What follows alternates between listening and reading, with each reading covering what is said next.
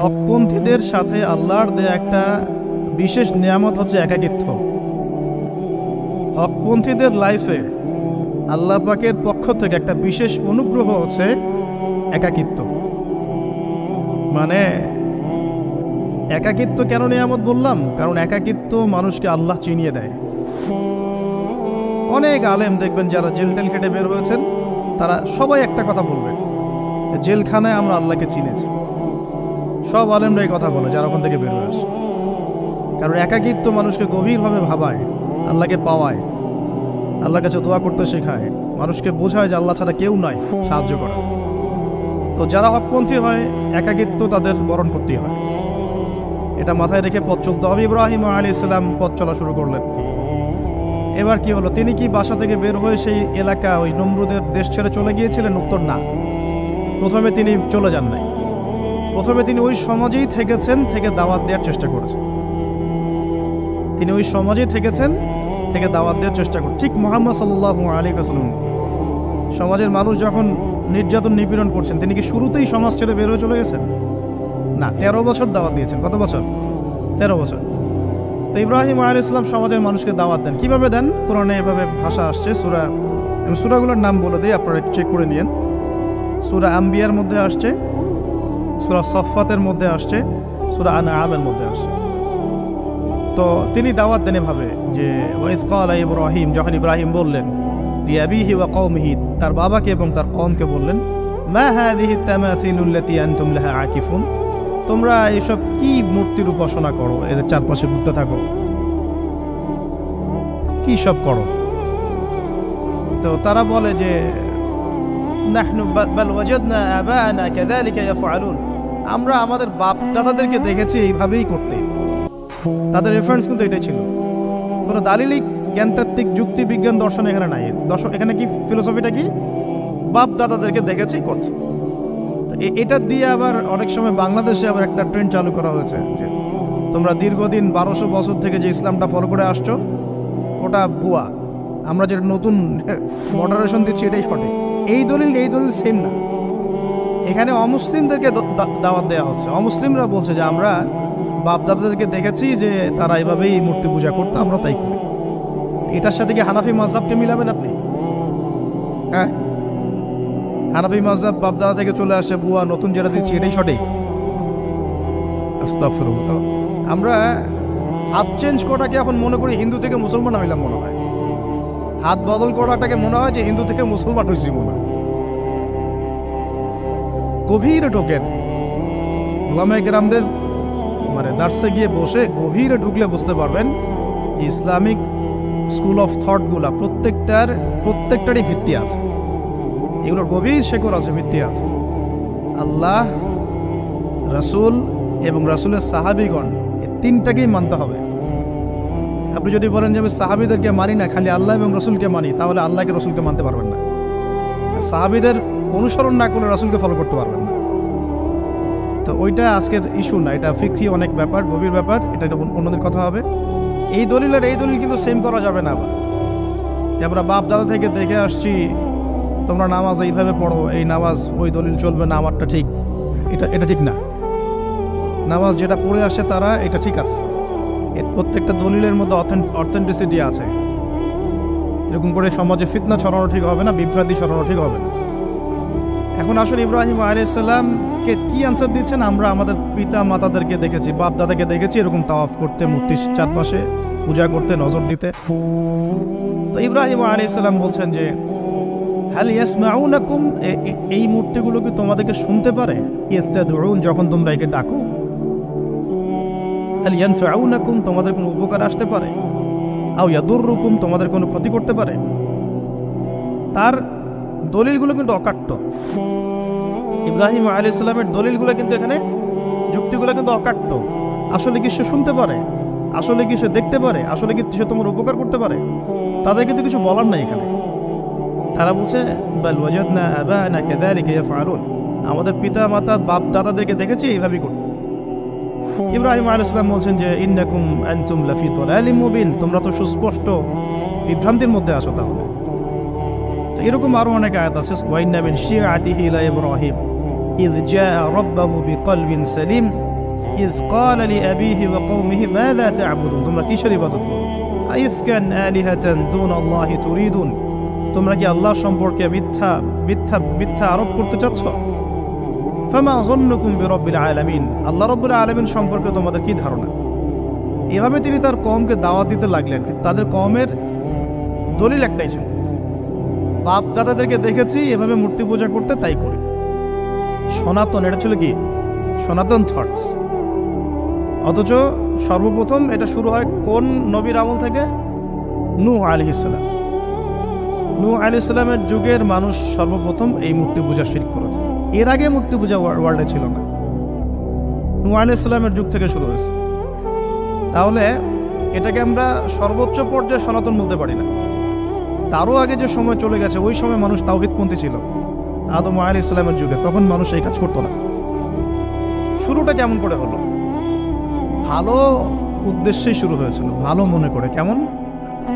যে মানুষ এরকম চিন্তা করে নিয়েছিল যে এই মানুষগুলো লাত, উজ্জা, হবল, ইয়াগুথ, ইয়াউক, নাসর, ইয়াগুথ, ইয়াউক, নাসর, এই ভালো মানুষগুলো আল্লাহর খুব নেককার বান্দা ছিলেন।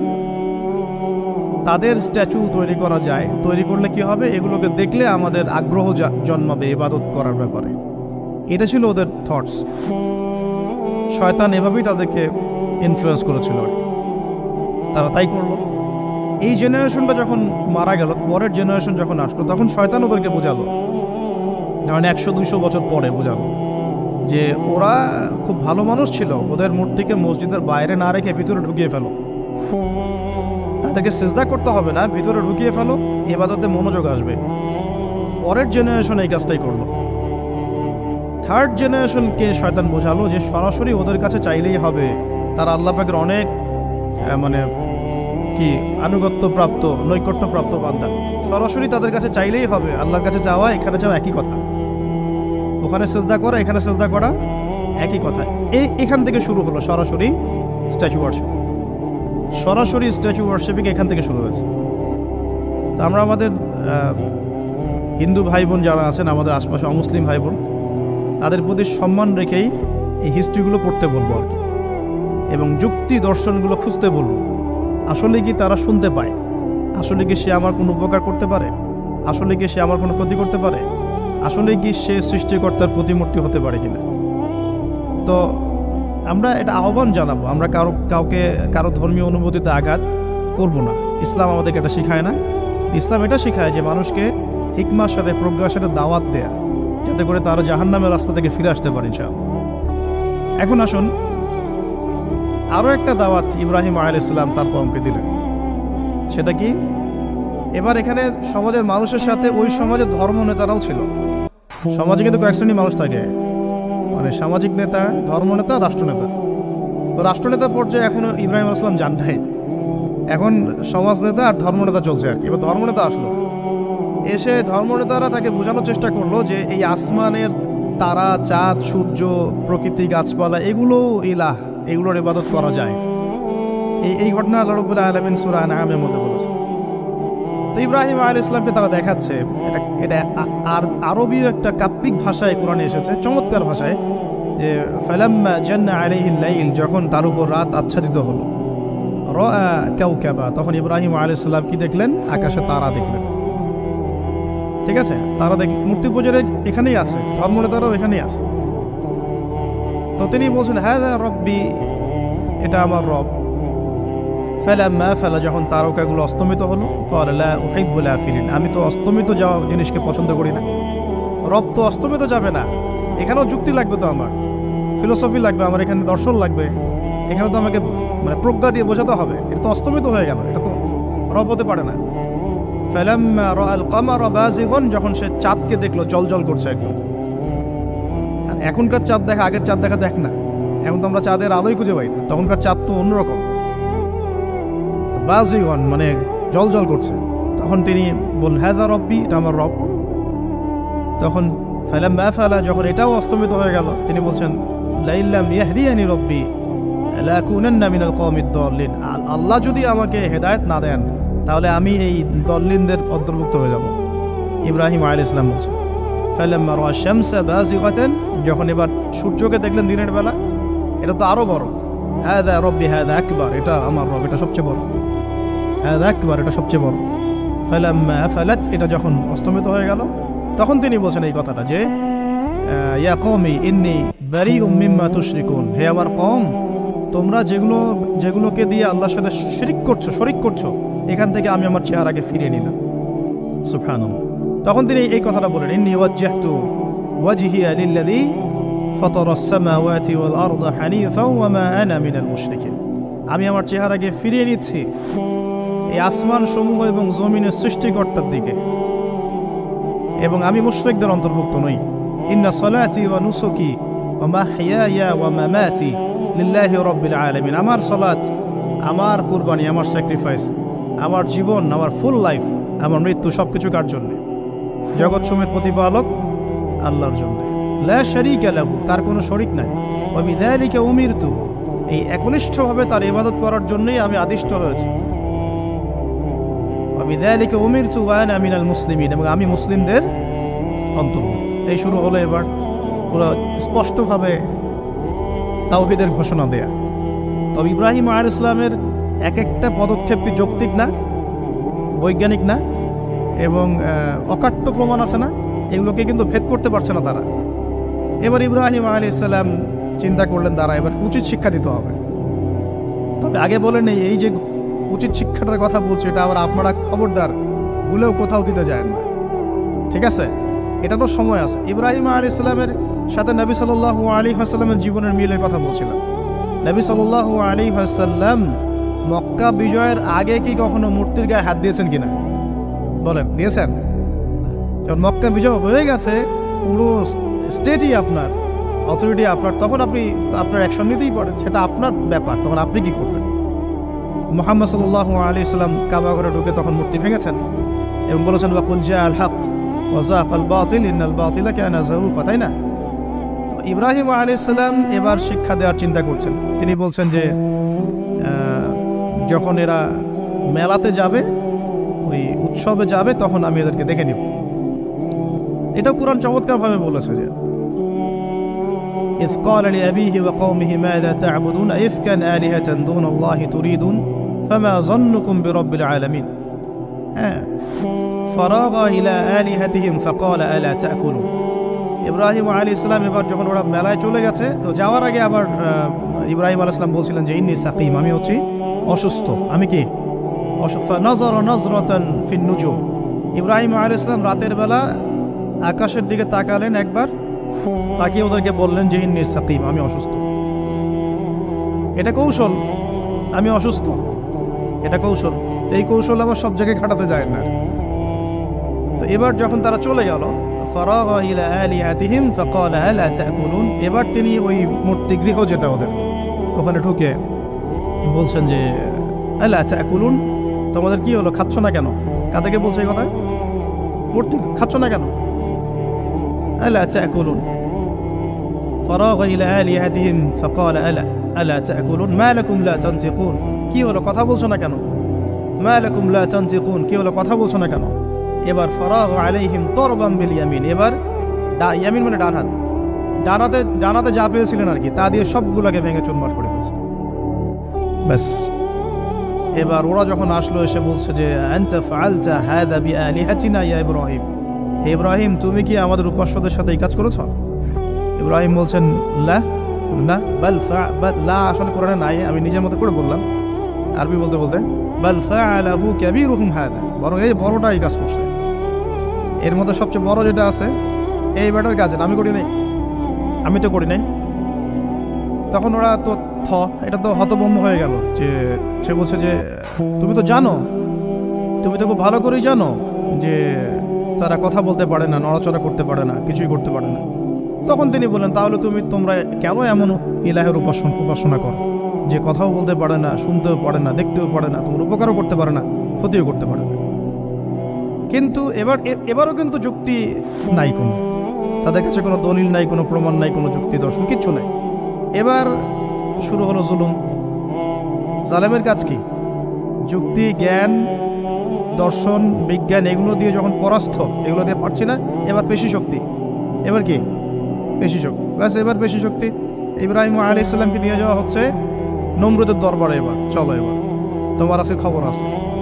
এবার পুরো রিমান্ড হবে 7 দিনে। একদিন রিমান্ড হলেই অবস্থা খারাপ হয়ে যাওয়ার কথা। ইব্রাহিম আলাইহিস সালামকে এবার নিয়ে যাচ্ছে ধরেন নমরুদের কাছে। কি যে হবে আল্লাহ ভালো জান। ইব্রাহিম আলাইহিস সালাম যখন যাচ্ছেন তখন কি তিনি জানতেন যে আল্লাহ পাক তাকে আগুন থেকে বাঁচাবেন? এই ঘটনা যে ঘটবে তিনি কি জানতেন?